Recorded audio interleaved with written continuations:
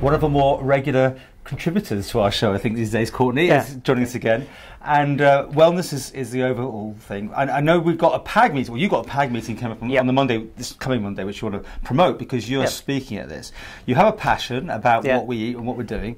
So I thought on this one we could actually just talk about that if it's okay, and give an overview of what people can expect on the Monday night. And it's not the usual place, is it? You're back at it's at the Manx Museum, and Monday the 25th of June. So beginning at 7:30, but get there for 7.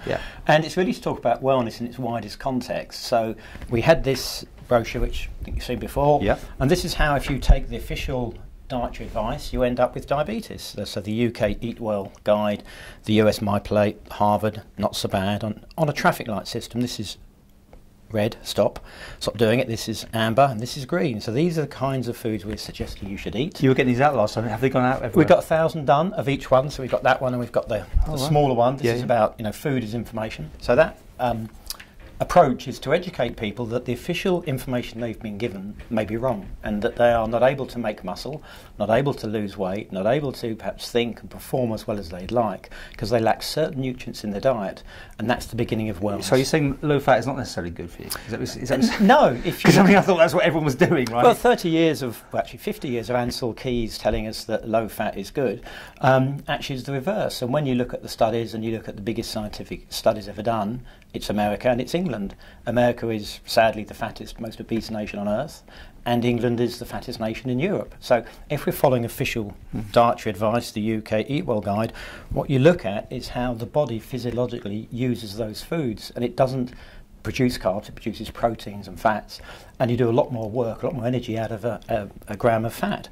And that process for walking long distances, running, cycling, all these other things that we see people doing around the world without the cancers and the obesity and things that the body's been hormonally tricked, the fats are the restorer, they're the healer, they're the ones that you lose weight with once you have them in your body, but we've become sugar expectant in 2 generations.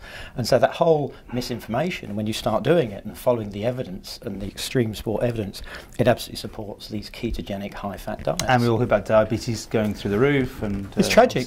Tim Noakes in South Africa had a court case for 4 years. It's dragged on because he'd believed in the carbohydrate diet, and he ran 50 marathons, and then he got diabetes at nearly 70, and he said it's wrong, and he's just won his court case 13-0 on appeal. Actually, the high-fat diet, the ketogenic, bunting diet, whatever you call it, that diet physiologically suits the vast majority of people around the world. Carbs don't. Let's talk about this Monday night, because you got the panel. You're one of the panelists, right? Yep. So you got an overview. You got people that agree and disagree, or no? Not really. What we've got is just saying, can the world afford health budgets? It can't. There's sick treatment. There's misfocus, misallocation, and where you look at countries that often aren't over-screened, aren't over-vaccinated, aren't overfed on carbs, they're healthier.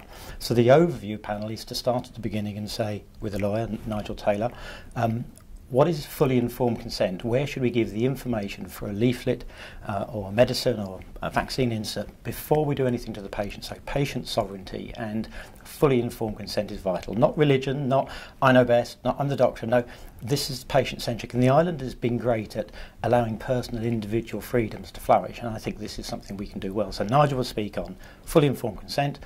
Gordon Wilson will speak on agriculture as an opportunity, so food as a dietary, lifestyle, wellness agenda from the island. He'll also look at the solvency and say this isn't solvent going forward as a DHSC budget. I'll talk about a magnificent body. It is at times. As long as we feed it well, we avoid toxins, and we understand what we lack. That's very important, both diet in terms of diet. And then Minister David Ashford will speak at the end. Oh, you've got the Minister there. That's good. He's great.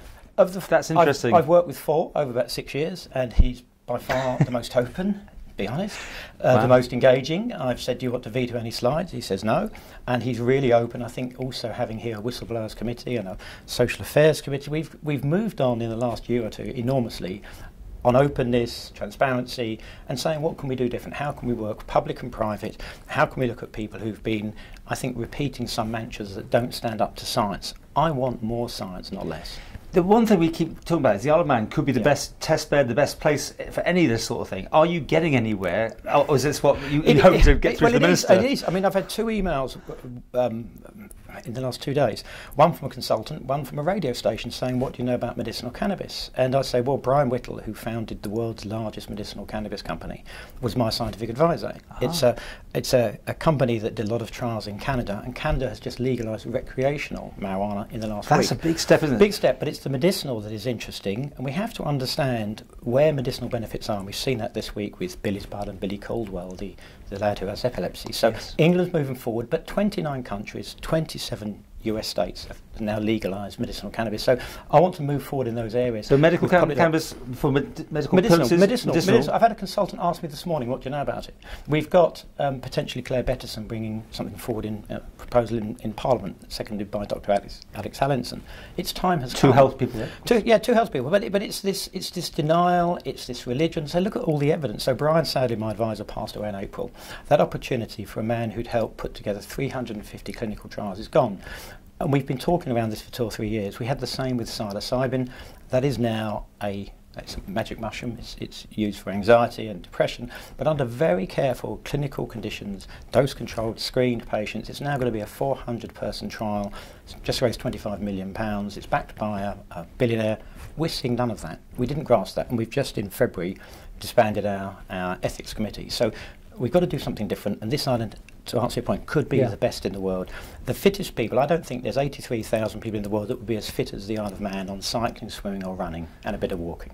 Well, we could chat for hours on this, by the way. I probably will. Let's remind people once again, it's on Monday night and it's at the Manx Museum. Yeah, Monday the 25th of June, 7:30 kick-off, but be there at 7 really to get your seat.